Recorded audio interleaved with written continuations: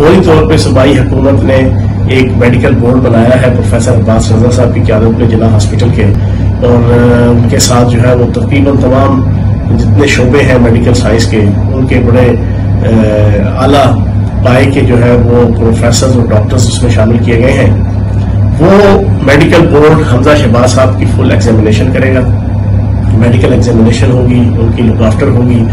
اور پھر اس کے بعد یہ ڈیسائیڈ ہوگا کہ انہیں کس سرکاری ہسپتال میں شفٹ کیا جائے۔ نون لیگ کا یہ مطالبہ کہ انہیں اتفاق ہسپتال میں شفٹ کیا جائے، یہ میں سمجھتا ہوں کہ ان کی اپنی ذاتی خواہش تو ہو سکتی ہے، لیکن آئین اور قانون کے مطابق نہیں ہے۔ آئین اور قانون کے مطابق انہیں کسی سرکاری ہسپتال میں ہی شفٹ کیا جائے گا، اور میری نون لیگ سے ریکویسٹ ہے کہ یہ اتفاق ہسپتال میں یا رائیونڈ محل میں ان کو شفٹ کرنے کا جو مطالبہ ہے اس کو جو ہے نا وہ اپنے ذہن سے نکال دیں۔